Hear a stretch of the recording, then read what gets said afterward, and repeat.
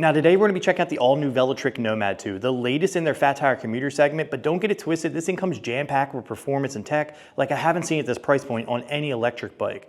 With that being said, we're going to be talking about price, performance, power, and tech when it comes to the Nomad 2, but first we got to see what this thing's capable of on the trail.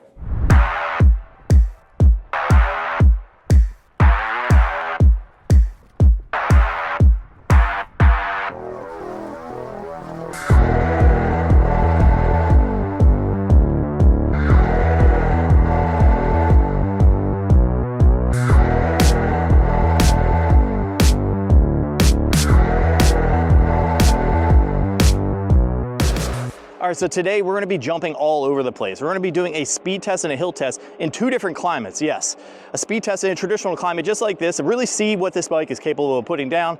And I chose to do the hill test in the snow, which you don't wanna miss because the torque sensor, being really intuitive, put this thing to work and got it done, and I gotta show you guys exactly what happened with that.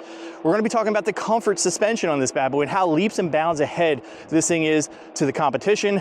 But before we do all that stuff, we gotta check out the specs and see what this bike really puts down on paper. The Nomad 2 step-through retails for $19.99 and comes in olive, which you see here today, cranberry, slate, and midnight blue. The frame comes in two sizes, regular and large. Regular accommodates riders between 5'2" and 5'11", while large accommodates riders between 5'10" and 6'5". Those measurements are with the suspension seat post, which you see on the bike today. And for frame of reference, I'm 6 foot tall and I'm riding size large. Now as we move on, let's talk about comfort and suspension, starting with the fork. The fork is an RST hydraulic suspension with 100 millimeters of travel and lockout.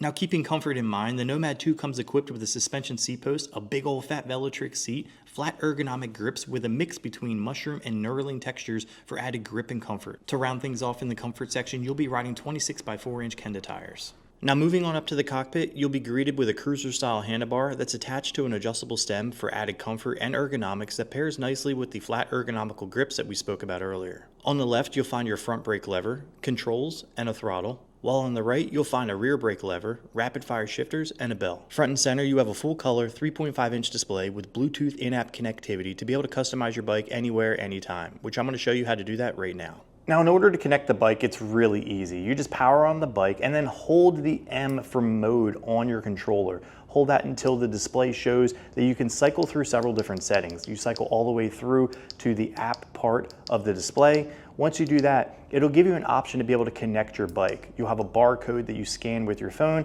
and then your bike shows up on your app. Now I have the bike showing up here on my iPhone here. It says Nomad 2, it's connected. I have 72% battery level, 26.1 miles on the odometer, and I can go straight into my bike settings.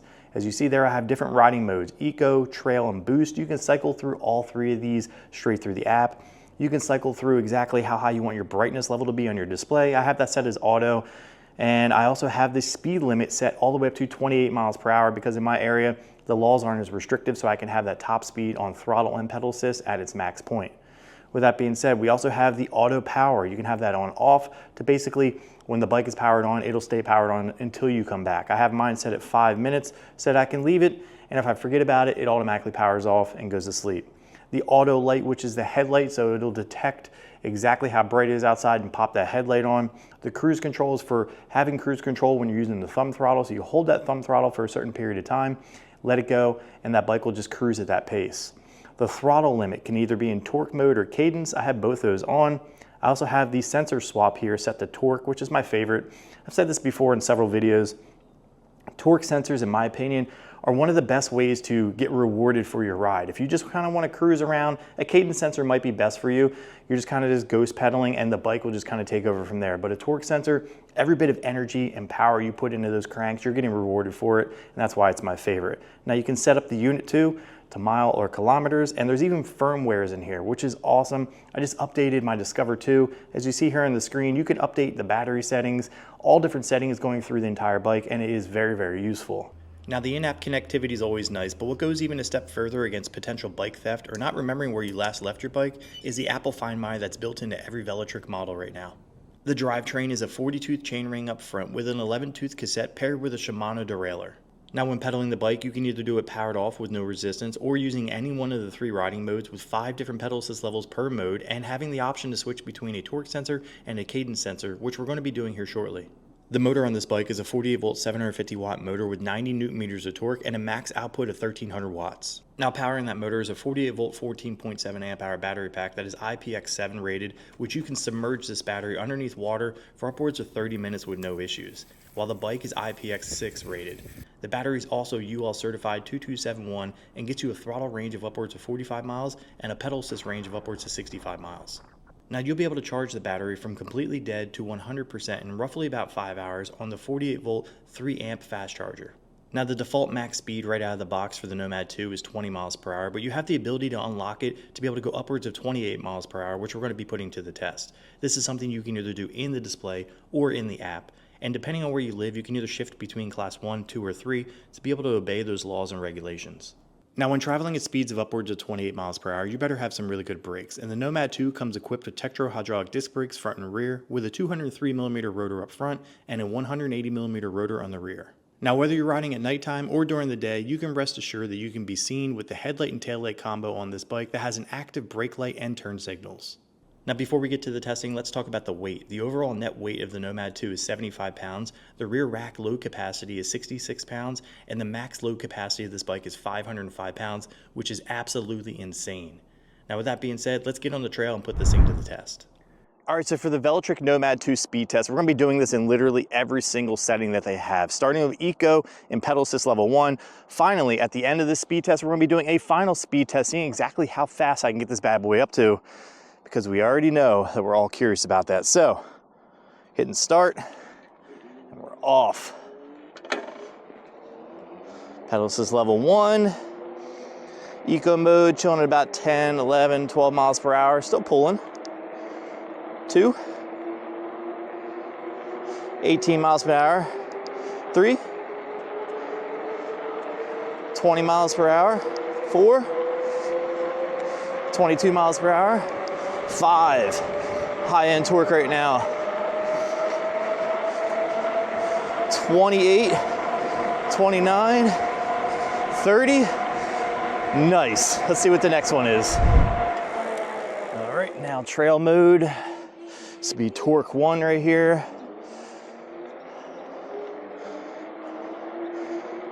Feeling pretty good. Nice smooth take up. 17, 18 miles per hour. Let's go torque 2. Big jump right there, 24 miles per hour. Torque 3, 27. Torque 4, 29. Feel a bit of a limiter there. Let's see if we can get up to speed 5, torque 5. Jumping up to 30, 31, 32, a bunch of my own effort. Nice. Let's see what the next setting gets us. All right. Boost mode, torque 1, we're off. There's some boost right there, I love it. Torque 1, easily up to 20 miles per hour. Torque 2, 27 miles per hour. Torque 3, 29, torque 4. Feeling a bit of a limiter, say we get torque 5, there's a little bit of a boost. 29, 30, 31. Come on, let's keep pushing. That's about all I got there. Woo, I'm gassed after that one. Do take into consideration, I did not lock out the suspension, so my top speed may vary depending on that. I just got off the trail, so forgot to lock it out. Now comes the fun part where I can chill, relax. Right now we're in torque mode, 5, boost, throttle only. Let's see what this bad boy is capable of. Love it. Right now, chilling, 22 miles an hour, 25 miles an hour, 27. Still pulling, ever so gradually, 27.9, 28.2. Still pulling, wants to pull harder. 29 their display. 29 on mine. Now in eco mode, I traveled a total distance of 1,129 feet in 41 seconds with an average speed of 19 miles per hour and a max speed of 29.2 miles per hour, which is absolutely insane in eco mode. Now in trail mode, I traveled a total distance of 1,324 feet with a max speed of 31.4 miles per hour and average speed of 22.6 miles per hour in 40 seconds. 31.4 miles per hour. That is insane. As we're getting further and further, this top speed is becoming more and more prominent, as well as the overall torque and feel as I was getting off the line. I really do like the trail mode on this bike. Now in boost mode, I traveled a total distance of 1,323 feet with a max speed of 31.8 miles per hour and average speed of 24.9 miles per hour in 36 seconds. Now I was putting a lot of effort into this to be able to get that 31.8 miles per hour. I didn't feel quite a resistance from the motor or anything, but definitely felt a resistance from the fact that I did not have that suspension locked out. I feel like if I had it locked out, I probably would have reached maybe 32, 33 miles per hour pretty easy. With that being said, that average. Now on throttle only, I traveled a total distance of 1,920 feet with a max speed of 29.1 miles per hour and average speed of 23.4 miles per hour in 56 seconds. Now I traveled a further distance for the sole fact that I really wanted to see what the max speed would be out of this bike. And the 29 miles per hour is actually pretty amazing, and it was a very, very smooth take up. My average speed being 23.4 miles per hour was definitely a major plus with that. It didn't feel any lag in the motor. Let's see what the hill test offers us. All right, so we have come to the part of the video where we're gonna do a hill test. Now I usually do my hill test at this exact same spot all the time, just because it's a good representation of what to expect out of all the bikes here up on the channel. Today's not gonna be any different. Man, it is cold out though.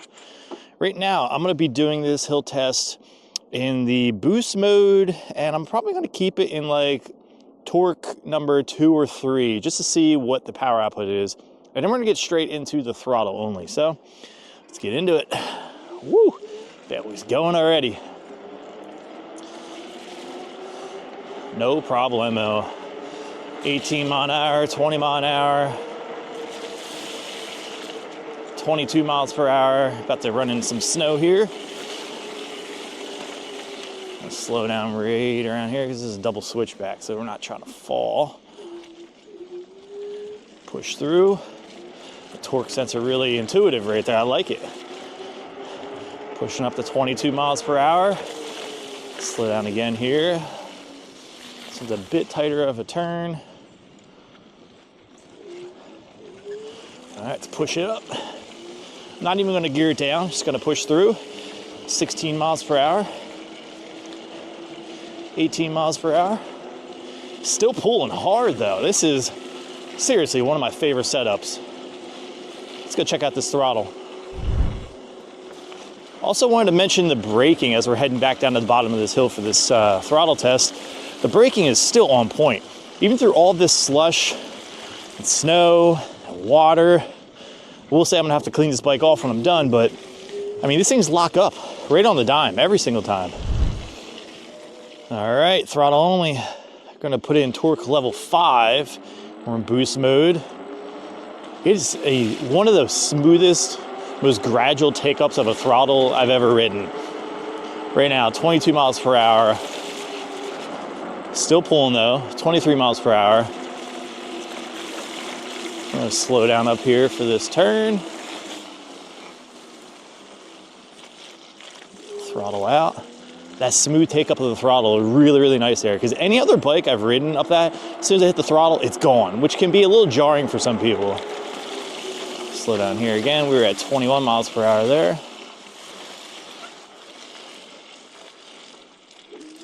Smooth take up. Love it. Get on some fresh powder here. 12 miles per hour, 14 miles per hour. Still pulling. Don't feel any lag at all in that.